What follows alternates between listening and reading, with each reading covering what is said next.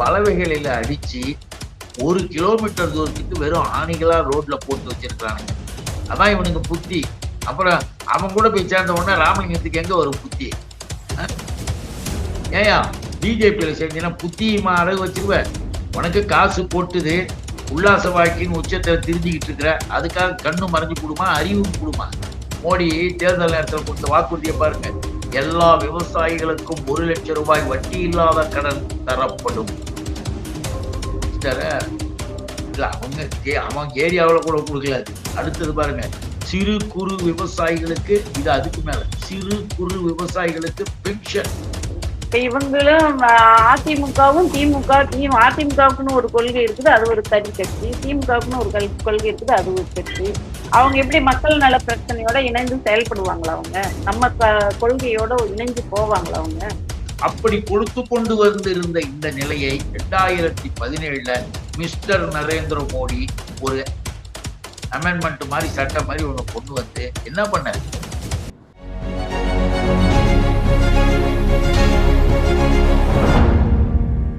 திராவிட பேச்சரங்க நேயர்களுக்கு வணக்கம்.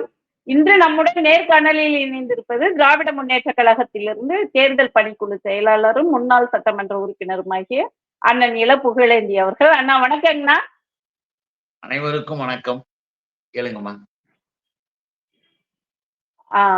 அண்ணா, இப்போ டெல்லியில விவசாயிகள் போராட்டம் நடந்துட்டு இருக்கு. ஒரு வாரமா இப்போ ஒரு 4-5 நாளா பண்ணிட்டு இருக்காங்க. அது எல்லாத்துக்கும் தெரிஞ்ச விஷயமா. பல்வேறு கோரிக்கைகளை வலியுறுத்தி அது நிறைவேற்றப்படாததுனால அவங்க போராட்டம் பண்ணிட்டு இருக்காங்க. அங்க நடக்கிற போராட்டத்தை விமர்சனம் பண்ணி பிஜேபியோட முன்னணி தலைவர்கள்ல ஒருத்தரான KP ராமலிங்கம் அவர்கள் அது குறித்து கருத்து சொல்லியிருக்காரு. அந்த கருத்து என்னன்னாக்க, விவசாயிகளின் போராட்டம் என்பது சொறி, சிரங்கு, குஷ்டம் போன்றது. அவங்கள தூண்டி விட்டு பண்ண வைக்கிறாங்க. அவங்களும் விவசாயிகளே கிடையாது என்று சொல்லி பேசியிருக்காரு. அது குறித்து உங்க கருத்து என்னன்னு சொல்லுங்க. KP ராமலிங்கம் எல்லாம் இங்க இருக்கும்போது கொஞ்சம் புத்தி இருந்தது.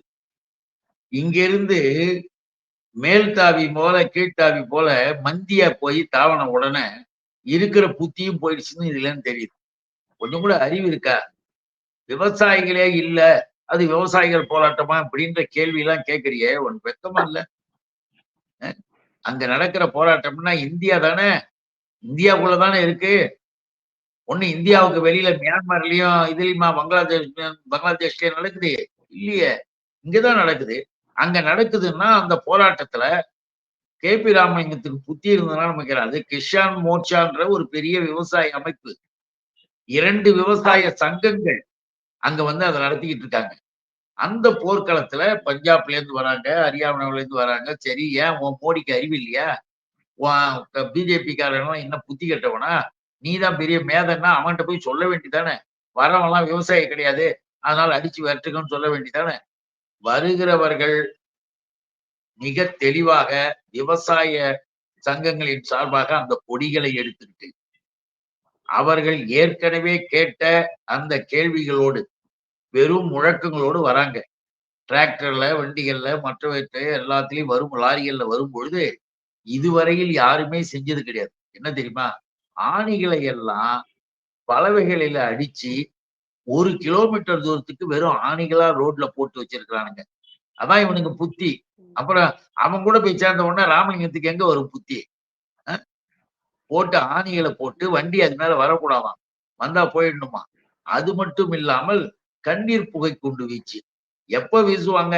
ஒரு கலவரம், ஒரு இது நடக்கும் போது அந்த கலவரம் ஒரு எல்லையை தாண்டி போகின்ற பொழுது மக்களுடைய நன்மைக்காக அமைதியை திருப்ப அந்த புகை குண்டு வீச்சு நடத்துறதுன்றது இதுக்கு முந்தைய நம்ம பார்த்திருக்கோம். அது இவனுங்களுடைய அரசாங்கத்துல வித்தியாசப்பட்டது. இவனுங்க வருகின்ற விவசாயிகளை திருப்பி அனுப்பணும்னு சொல்லிட்டு கண்ணீர் புகை கொண்டு போடுறான். அது கூட எதுல தெரியுமில்ல? இந்த பெரிய பெரிய நிகழ்ச்சிகள் எல்லாம் ட்ரோன் போட்டு மேல படம் எடுப்பாங்க தெரியுங்களா? பறந்து வருங்க. அந்த ட்ரோன் கேமரா மாதிரி கண்ணீர் புகை குண்டு ட்ரோன்ல போய் போடுறாமா. இங்க உக்காந்துகிட்டு அங்கேயே ஆபரேட் பண்றான். பண்ணி யார் யார் விவசாயிகளோ அவங்களுக்கு நேரா போய் அதுக்கு நடுவுல இறக்கி அந்த புகை வீச்சு தாங்க முடியாம ஒரு விவசாயி இறந்தே போயிட்டாரு. ஒரு 10-15 பேர் மயக்கமாயி ஹாஸ்பிட்டல் அட்மிட். ராமலிங்கம் வந்து அவங்கள விவசாயி இல்லைன்னு சொல்லிட்டு உட்கார்ந்துகிட்டு இருக்காரு. இந்த ராமலிங்கத்துக்கு புத்தி ஏதாவது இருக்கா? அவங்கள விரட்டி அடிக்கிறது மோடி அரசு. இப்ப விரட்டி அடிக்கிற எல்லா வேலையும் பண்ணிடுச்சு.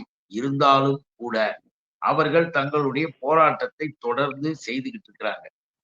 இப்படி இருந்தாலும் கூட அந்த விவசாய பெருங்குடி மக்கள் எல்லோரும் ஒன்றுபட்டு இடைவிடாம போராடுறாங்க. எதுக்கு போராடுறாங்க? ஏற்கனவே 3 விவசாய சட்டங்கள். ராமலிங்கத்தை போய் படிக்க சொல்லுங்க. கே.பி. ராமலிங்கம். ஏய்யா பிஜேபியில சேர்ந்தீங்கன்னா புத்தியுமா அடகு வச்சிருவ? உனக்கு காசு கொட்டுது. உல்லாச வாழ்க்கையின் உச்சத்துல திரிஞ்சுகிட்டு இருக்கிற. அதுக்காக கண்ணு மறைஞ்சு போடுமா? அறிவும் போடுமா? எதுக்கு போராடுறாங்க? 3 விவசாய சட்டங்கள். ஏற்கனவே 1 வருட காலம் கிட்டத்தட்ட டெல்லியவே சுத்தமா முற்றுகையிட்ட போராட்டத்துல உன் தலைவன் மோடி எட்டி கூட பார்க்கல. உன் அமித்ஷா அந்த ஆமா. பக்கம் போய் கூட வரல. ஒரு கூப்பிட்டு பேசியிருந்தா கூட அந்த நியாயமான கருத்துக்களை கேட்டிருக்கலாம். எதுவுமே செய்யல. ஆனால் போர்க்களத்தை ஒழிக்கணும், அடிக்கணும்னு சொல்லி கிட்டத்தட்ட 200 விவசாயிகள் செத்து போனாங்க. எல்லா இடத்திலும் எல்லா கொடுமைகளும் விவசாயத்தை அழிக்கக்கூடிய அளவுக்கு செஞ்சது ஏன் தெரியுமா? கார்ப்பரேட் கம்பெனிகளுக்காக. அங்கதான் நீங்க கவனிக்கணும். மோடின்னா சாதாரண ஆள் கிடையாது. பாரதிய ஜனதா என்பது மிக கொடூரமான ஒரு பாசிசம். ஹிட்லர், முசோலினி மாதிரி 2 பேரும் உட்கார்ந்துகிட்டு உயிரை பத்தியே கவலைப்பட மாட்டாங்க. அடுத்தவன் உயிரை. அவனுங்களுக்கு ஆளுமையும் காசும் தேவை. கார்ப்பரேட் கம்பெனி என்ன பண்ணா? விவசாயி. நீ விவசாயம் செய். நல்லா தெரிஞ்சுக்கணும். விவசாயம் செய். அதாவது விவசாயம் செய்யற நீ. எடுக்கிற, கொடுக்கிறது, விக்கிறது. விக்கிறது எங்க? அப்பதான் வந்து அந்த சட்டத்துக்கு ஏன் எதிர்த்தார்கள். இவன் விவசாயம் செய்யறான், போடுறான். இவன் போட்டு எடுக்கும் பொழுது அதை இந்த நபர்களிடம்தான் விற்க வேண்டும் என்று 3, 4 கம்பெனிகளை அந்த சட்டத்துல நியமிக்கலாம்.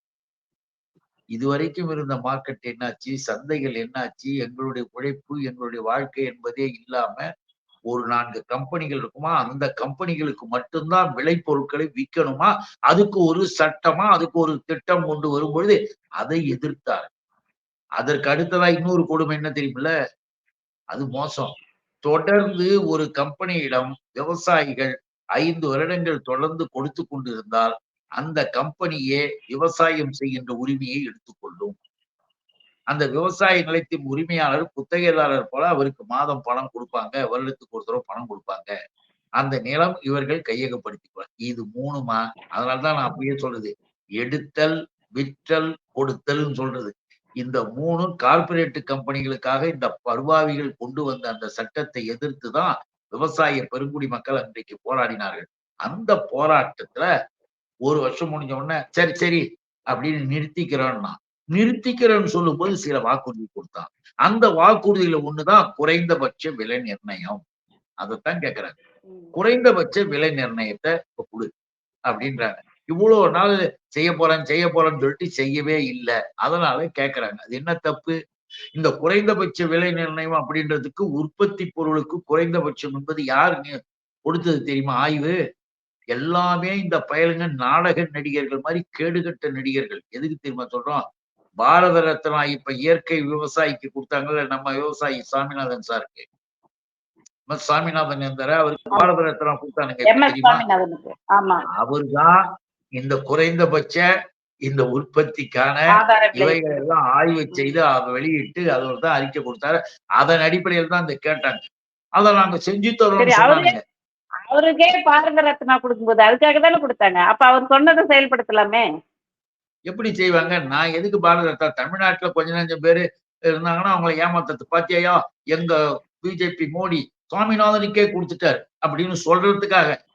சும்மா தேர்தல் கூட்டத்துல பேசி மக்களை தமிழ்நாட்டுல யாரும் ஏமாற மாட்டாங்க. ஆனால் அப்படி ஏமாத்துறதுக்காக அந்த மிகப்பெரிய இயற்கை வேளாண்மை விஞ்ஞானி அவர். அந்த விஞ்ஞானிய வந்து அரசியலுக்கு பயன்படுத்தி பார்க்குறானுங்க. அவரு மறைஞ்சுட்டாரு. ஆனா அவருக்கு ஒரு பட்டத்த குடுத்து ஓட்டு வாங்க பார்க்குறானுங்க. வேற ஒண்ணும் இல்ல. ஆனால் அவர் குடுத்த குறைந்தபட்ச விலை நிர்ணயத்தையும் செய்யலைங்க பாவி. அதையும் விட்டானுங்க. அதுக்கு தான் போராட்டம் நடக்குது. அந்த போராட்டத்தினுடைய நிலையில இப்ப கண்ணீர் புகை கொண்டு ஒரு விவசாயி இறந்துட்டாரு. ஆனா ராமலிங்கம் அவங்கலாம் விவசாயியே இல்ல. அவங்களுக்கெல்லாம் என்ன தெரியும்? இவங்களுக்கு என்ன தெரியும்னு இந்த ஆள் உளறிக்கிட்டு உட்கார்ந்துட்டு இருக்காரு. நாம குறிப்பிட விரும்புவது அப்படி என்றால் ராமலிங்கம், கே.பி. ராமலிங்கம் என்ன பண்ணலாம்? இன்னைக்கு பிஜேபியினுடைய மிகப்பெரிய தலைவனாம். பிஜேபியினுடைய மிகப்பெரிய தலைவனாம். காவி கூட்டத்தின் தலைவனாம். அந்த கேபி ராமலிங்கம் என்ன பண்றான், நேரா போ அங்க விவசாயிகள் போராட்டம் நடத்த அங்க போ. உன் தலைமை மோடி இவங்கள பாரு, அவங்கள பாரு. பார்த்துட்டு நீயே உன் தலைமையில போய் விவசாயிகளே இல்லாம ஏன் இங்க வந்தீங்கன்னு போய் கேள. போய் அங்க பாரேன். ஏன் போ முடியாதா? கேட்க முடியாதா? உன் தலைவனுக்காகலாம் போய் செய்ய. நாங்க இங்க இருக்கிற எங்க விவசாய பெருங்குடி மக்கள் எல்லோரும் பாதிக்கப்பட்டு அந்த சட்டங்கள் வந்திருந்தா எல்லாரும் பாதிச்சிருப்பாங்க. அதனாலதான் இந்தியா முழுவதுமே ஒரு போர்க்களம் அமைவதற்கான வாய்ப்பு இருக்கு. இத நம்ம கேள்வி கேட்கிறோம், பதில் சொல்லுங்க அவனுங்கள, இந்த பிஜேபி காரனுங்கள. இந்த மோடின்னு கிழிக்கிறானுங்கள, மோடி எவ்வளவு பெரிய மோசடி பேர் வழி. மோடி தேர்தல் நேரத்தில் கொடுத்த வாக்குறுதியை பாருங்க. எல்லா விவசாயிகளுக்கும் 1,00,000 ரூபாய் வட்டி இல்லாத கடன் தரப்படும். குடுத்துட்டாரா? இல்ல அவங்க ஏரியாவுல கூட குடுக்கல அது. அடுத்தது பாருங்க. சிறு குறு விவசாயிகளுக்கு இது அதுக்கு மேல. சிறு குறு விவசாயிகளுக்கு பென்ஷன் ஓய்வூதியம் வழங்கப்படும். யாரு? மிஸ்டர் மோடி. இதெல்லாம் அவருடைய தேர்தல் அறிக்கையில போன தடவை எவ்வளவு ஏமாத்திருக்காரு பாருங்க. இந்த நிலையில இந்த வாக்குறுதிகள் எல்லாமே போய் இப்போ இந்தியாவினுடைய நிலைமை என்ன தெரியுங்களா? அத இவனுங்க பூசி முழுகுறானுங்க. உண்மையை சொல்லணும். ஏன்னா வேர்ல்டினுடைய பார்வையில, உலக பார்வையில ஆவணங்களின் மூலமாக ஆய்வு செய்து வெளியிட்டிருக்காங்க.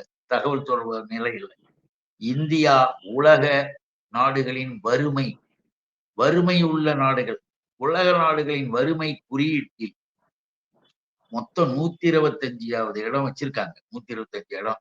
அதுல இந்தியா எங்க இருக்கு தெரியுமா? 125 நாடுகள்ல இந்தியா எங்க இருக்கு தெரியுமா? 111. உலக வறுமை குறியீட்டுல. ஆமா. இதான் வறுமை உள்ள நாடுகள்ல 111. அப்ப இவர் பெரிய இது மாதிரி சொல்லிக்கிட்டு நான் அதை செய்ய போறேன், இதை செய்ய போறேன். எல்லாமே ஏமாற்று வித்தைகள், எல்லாமே கொடுமைகள். இந்த கொடுமைகளுக்கு இப்ப விவசாய பெருங்குடி மக்களை நாசப்படுத்திட்டு இருக்கானுங்க. அதுக்கு இவங்கெல்லாம் பிரச்சாரம். அவங்களாம் விவசாயி இல்ல, அவங்களாம் இது இல்லைன்னு. இந்த மாதிரி ஆளுங்களெல்லாம் நம்ம எதுல போய் சேர்க்கறது? எப்படியோ போகட்டும். அங்க போயாவது விவசாயிகள் இல்லைன்னு சொல்றதோட நிறுத்திக்கிட்டா பரவாயில்லையா? அவங்க சொறி சிறங்கு குஷ்டம் பண்றவங்கன்னு சொல்றாரு. நீ எவ்வளவு கேவலப்படுத்த போயாவதுன்னா அங்க போயாவது அவருடைய ஆசைப்படி எவ்வளவு இல்லீகலோ, எவ்வளவு அநியாயங்களோ, எவ்வளவு அக்கிரமங்களோ அனைத்தையும் செய்யட்டும். இங்க செய்ய முடியாது. அங்க போய் செய்யட்டும். அதுக்கான வேலை தான். உட்கார வச்சுட்டு சுகமா இருக்கிறாங்க. அதுக்கான கட்சி தானே அது. சம்பாதிச்சுக்கிறாங்க. குறுக்கு வழியில சம்பாதிச்சுக்கிட்டு. ஆமா ஆமா. பிஜேபி என்பது அதுதானே. சரி. கண்டிப்பா கண்டிப்பா. இப்போ சிஎம் ஒரு அறிக்கை விட்டிருக்காரு. அதிமுகவை எங்களோட இணைந்து செயல்படுங்க அப்படின்னு சொல்லிட்டு எதிர்கட்சி தலைவராக இருக்கக்கூடிய எடப்பாடி பழனிசாமி அவர்களுக்கு அழைப்பு விடுத்திருக்காரு. ஒரு முதல்வரா இருக்கக்கூடிய சிஎம்மோட இந்த மாதிரி ஒரு அழைப்பு நாகரிகத்தின் அரசியல் நாகரிகம்னு எடுத்துக்கலாமா? இல்ல எதிர்கட்சிகளும் இணைந்து செயல்பட்டால்தான் மத்திய ஒன்றிய அரசோட சப்போர்ட் கூடி வரும்னு சொல்லிட்டு எடுத்துக்கலாமா? எப்படி சொல்றாங்க? பொதுவாக எப்படி பார்க்கணும்னா, ஜனநாயகத்தின் நம்பிக்கை உள்ள ஒரு தலைவனுடைய அறிக்கை. இந்திய துணைக்கண்டத்தின் அரசியலமைப்பு சட்டத்திலே உண்மையான பற்றுதல் வைத்திருக்கக்கூடிய ஒரு முதல்வனுடைய அறிக்கை. அதைத்தான் நாம புரிஞ்சுக்கணும். அதைத்தான் நாம தெரிஞ்சுக்கணும். அந்த அடிப்படையில தான் இப்ப எல்லாமே நடந்துகிட்டு இருக்கு. இப்ப நான் சொல்லிட்டு வந்தது முதலமைச்சர் அவர்களுடைய சிறப்பு சொல்லிட்டு வா இல்லையா? முதலமைச்சர் அவர் ஜனநாயகத்தின் மீது நம்பிக்கை இருக்கக்கூடிய முதல்வர். இந்திய அரசியலமைப்பு சட்டத்தினுடைய ஆழ்ந்த பற்றாளர். அதன் காரணமாகத்தான் அனைவருக்கும் அனைத்தும் என்கிற திராவிட மாடல் முதல்வராக இன்னைக்கு பேசியிருக்காரு. என்ன பேசினாரு? அரசியல் ரீதியா நீங்க வேணா மாறுபட்ட கருத்துக்கள் இருக்கலாம், வேறு கட்சி அதெல்லாம் இருக்கலாம். ஆனா நாட்டு மக்களுக்கு நல்லது செய்யணும்னு நாங்க போரிடுறோம். நாங்க போராட்டம் பண்றோம். மேல உட்காந்துக்கிட்டு ஒன்றிய அரசு எதுவுமே செய்யல. ஒன்றிய அரசு எதை பத்தியுமே கவலைப்பட்டுக்கல. இப்படி இருக்கிற நிலையில ஒன்றிய அரசோட நீங்க தான் ஒன்றி இருக்கீங்க. பல்வேறு வேஷங்களை போட்டுக்கிட்டு இப்படி ஓடுறது, அப்படி ஓடுறது, ஒரு நாள் கூட்டணின்றது, மறுநாள் இல்லைன்றது எப்படியோ போ. அதுவும் அரசியல் ரீதியா கூட நான் பேசலாம். ஆனால் தமிழ்நாட்டுக்கு ஒன்றிய அரசு செய்திருக்கின்ற பல்வேறு வேலைகள் என்ன செய்யறது? மாற்றாந்தாய் மனப்பான்மை போல நடந்துக்கிறது எல்லா வகையிலையுமே. அப்படி செய்கின்ற பொழுதுதான் இந்த எய்ம்ஸ் மருத்துவமனையை சொல்லுவோம் இல்லையா? 2017 அடிக்கலை ஆமா. போட்டு இன்னும் காம்பவுண்ட் வாலே கட்டிக்கிட்டு இருக்கானுங்க. ஆனால் அந்த நேரத்திலே இந்தியா முழுவதும் துவக்கப்பட்ட எய்ம்ஸ் இதெல்லாம் வந்து எல்லா இடத்துலயும் அந்த எய்ம்ஸ் மருத்துவமனை கட்டிட்டானுங்க. தமிழ்நாடு முழுவதும் கட்டல. ஏன்? இத கேட்கிறாரு. அதை வாங்கிக்கூடியா? அதுக்காக வா. உரிமைகளை பறிக்கிறானுங்கல்ல, அந்த உரிமைகளை பறிப்பதை தடுத்து நிறுத்து. தமிழ்நாட்டிற்கென்று இருப்பதை சிறப்பை வந்து நாம வந்து காப்பாற்றி ஆகணும். நம்முடைய அதிகாரங்களையே கூட மீறுதல், அதையும் செஞ்சுட்டு இருக்கானுங்க. ஒவ்வொன்றாக அவர்கள் செய்து கொண்டிருக்கிற இந்த வேலைகளை அரசாங்கம், தமிழக அரசு எதிர்த்து நின்று போராடும். அப்படி இப்ப மொழிக்கே வச்சுங்க, மொழிக்கு என்ன பண்ணானுங்க? 1424 கோடி எதுக்கு? சமஸ்கிருதத்துக்கு.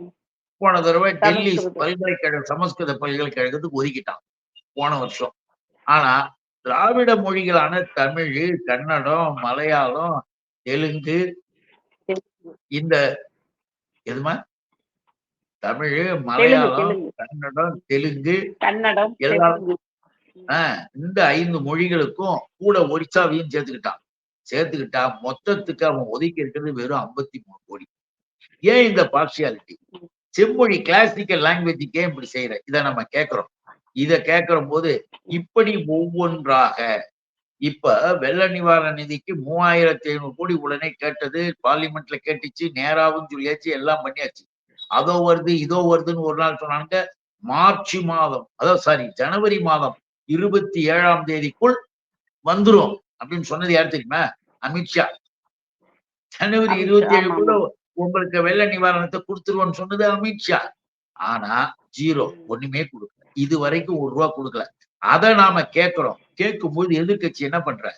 நீயும் சேர்ந்து குரல் கூட, உன்னை யாரும் வேணான்னாங்க, அதனால வா, மக்களுக்காக குரல் கொடுக்க வா. அரசியல் பகை என்பது வேறு, நாம் அரசு நிலையோடு பார்த்து போரிடுவோம் வான்னு உயர்ந்த தலைவனாக, அதான் உச்சக்கட்ட இந்திய துணைக்கண்டத்தின் இன்றைக்கு இருக்கின்ற ஜனநாயகத்தின் உயர்நிலை தலைவர் நம்முடைய தமிழக முதல்வர், எங்க தலைவர் அண்ணன் தளபதி. அதனால்தான் அவர் அதை கேட்கிறாரு. இவனுங்களுக்கு வந்து அதை புரிந்து கொள்ளக்கூடிய அறிவு இருக்குதா இல்லையான்னு நமக்கு தெரியாது. இப்ப இவங்களும் அதிமுகவும் அதிமுகவுக்குன்னு ஒரு கொள்கை இருக்குது, அது ஒரு தனி கட்சி. திமுகவுக்குன்னு ஒரு கொள்கை இருக்குது, அது ஒரு கட்சி. அவங்க எப்படி மக்கள் நல பிரச்சனையோட இணைந்து செயல்படுவாங்களா? அவங்க நம்ம கொள்கையோட இணைஞ்சு போவாங்களா? அவங்க ஒன்றிய அரசாங்கத்துக்கிட்ட வேணும் என்று கேட்கறதுக்கும் கொள்கைக்கும் சம்பந்தம் கிடையாது.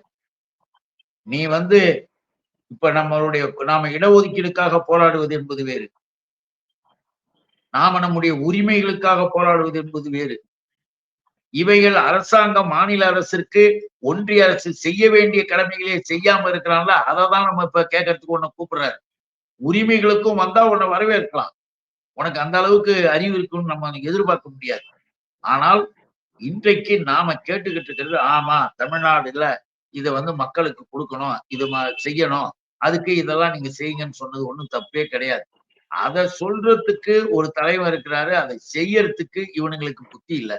நாம மக்கள் மன்றத்தின் முன்னால் அறிவுபூர்வமாக இவர்களின் முகத்திரையை வெளிப்படையாக கிழித்திருக்கிறார் என்பதையும் நாம் அதுல கவனிக்கணும். இவன் எப்படிப்பட்டவன் என்பதை தமிழ்நாட்டு மக்களுக்கு மீண்டும் ஒரு முறை ஸ்கிரீன்லயே படம் போட்டு காட்டிட்டேன். சரி சரி. இந்த தேர்தல் பத்திரம் அதை பத்தி உச்சநீதிமன்றம் தீர்ப்பு கொடுத்திருக்கு. அதை பத்தி சுருக்கமா என்னன்னு உங்களுடைய பார்வையில இருந்து சொல்லிருங்க. பிஜேபிக்கு மட்டும் இதனால சாதாரணமா என்னன்னு கேட்டா, சின்னதா சாதாரணமா புரிஞ்சுக்கிறோம்னா, எந்த அரசியலாக இருந்தாலும் எந்த காலத்திலும் பெரிய பெரிய கம்பெனிகள், நிறுவனங்கள், மற்றவர்கள், ஏன் பிரியப்பட்டவர்கள், விருப்பப்பட்டவர்கள் எல்லாருமே ஒரு ஒரு கட்சிக்கு தேர்தல் நிதி தருவாங்க. தேர்தல் நிதிகள் தருவது என்பது யார் வேணா, தனி மனிதர்ல இருந்து யார் வேணா தரலாம். அந்த மாதிரி கடைகள் கொடுப்பான், கம்பெனிகள் கொடுப்பான், அவங்க விருப்பப்படி கொடுப்பாங்க. அப்படி கொடுத்து கொண்டு வந்திருந்த இந்த நிலையை 2017 மிஸ்டர் நரேந்திர மோடி ஒரு அமெண்ட்மெண்ட் மாதிரி, சட்டம் மாதிரி ஒண்ணு கொண்டு வந்து என்ன பண்ணாரு? ஸ்டேட் பேங்க் ஆஃப் இந்தியாவில தான் அந்த தேர்தல் பத்திரங்களை வாங்கி, பணத்தை வாங்கி கொடுக்கறது. அதுல ஒரு முக்கியமான விதி என்ன தெரியுமா? அதுதான் பாரதிய ஜனதா, அதுதான் ஹிட்லர், அதுதான் முசோலினி, அதுதான் அமித்ஷா, அதுதான் இந்த கொடூரமான காவிகளின் கூட்டம். RSS என்ன பண்ணாரு தெரியுமில்ல? அப்ப எல்லாம் ரைட்டு. ஸ்டேட் பேங்க் வழியா நீங்க வரணும்னு சொல்லிட்டு தேர்தல் பத்திரத்தை எடுங்கன்னு சொல்லிட்டு, யார் கொடுக்கிறார்கள் என்றும் தெரியாது. எவ்வளவு கொடுத்தார்கள் என்றும் தெரியாது. 2மே குளோஸ்ட். தகவல் அறியும் உரிமை சட்டத்தில் அது விதிவிலக்கு.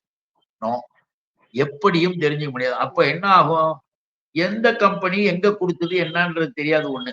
பொது அபிப்பிராயம் என்னன்னா, கடந்த ஆண்டுகளில் 90% 90% நிதி வாங்கின அந்த நன்கொடைகள் எல்லாமே பாரதிய ஜனதா என்ற பாசிஸ்டுகளுக்கு தான்.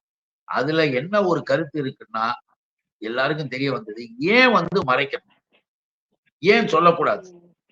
இப்ப சுப்ரீம் கோர்ட் கிளியர். சந்திரசூட் நீதியரசர், தலைமை நீதியரசர்.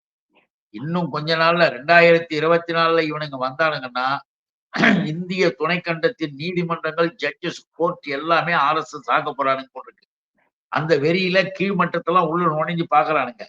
நீதித்துறையிலையும் நேர்மையானவர்களாக, நீதி அரசர்களாக, உண்மையாகவே நீதிமான்களாக இருக்கக்கூடியவர்கள் இன்னைக்கு இருக்கிற சூழ்நிலையில இது மாட்டுச்சு.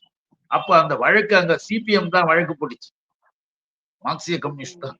அந்த வழக்கு போய் அந்த வழக்குல தான் இப்ப சொன்னாங்க. ஆமா, யார் கொடுத்தாங்க, யார் கொடுக்கலன்னு தெரியக்கூடாது என்பதில் வாக்காளர்களுக்கு தெரிந்து கொள்ளக்கூடிய உரிமை இருக்கிறது. தேர்தல் ஆணையத்துக்கு இத்தனாம் தேதிக்குள்ள யார்கிட்ட எவ்வளவு வந்தது எல்லாம் விவரத்தெல்லாம் கூடுறான்ட்டாங்க. தேர்தல் ஆணையத்துக்கிட்ட தேர்தல் ஆணையம் என்ன பண்ணணும்? அவர்களுடைய இணையதளத்துல வெளியிடணும்னு சொல்லிட்டாங்க. அதுல இருக்கிற விஷயங்கள் என்னன்னா, இவர்கள் இப்ப மாறிக்கிட்டு இருக்கிறானுங்க. என்னென்னமோ ஓடிக்கிட்டு என்னன்னா, சீன தேசத்திலே இருக்கக்கூடிய கம்பெனிகள்ட்ட இருந்தும் இவர்கள் நிதி வாங்கியிருக்காங்க. வெளிநாடுகள்ல இங்கதான் இந்துத்துவா அது இதுன்னு சொல்லி எல்லாரையும் ஏமாத்துவானுங்க. இவனுங்களுக்கு அதெல்லாம் ஒண்ணுமே கிடையாது. ஆதிக்கம் செலுத்தணும், எல்லாரையும் அடிமையா வச்சுக்கணும், இந்த சனாதன வர்ணாசிரமவாதிகளாகவே வாழ்வதில் முன்னால் நிற்பானுங்க. இவனுங்களுக்கு அதான் நோக்கம். அதுதான் இப்ப சைனாவில இருந்தும் இன்னும் பல்வேறு நாடுகள்ல இருந்தும் கூட வாங்குறதாக தகவல்கள் இருக்கின்றன. அதனாலதான் மோடி இதெல்லாம் மறைச்சதாகவும் சொல்றாங்க. இப்ப கோர்ட் சொல்லிடுச்சு. மார்ச்க்குள்ள எல்லாத்தையும் கொடுத்துரு, நீ இணையதளத்துல போடணும்னு சொல்லிடுச்சு. பெரிய பேரிடியாக அவர்களுக்கு விழுந்திருக்கு. இந்தியாவில் நீதித்துறை என்பது இன்றைக்கு தலைநிமிர்ந்து நிற்கக்கூடிய ஒரு சூழ்நிலை வந்திருக்குது. நம்முடைய தலைவர் முதல்வர் அவர்கள் வரவேற்றார்.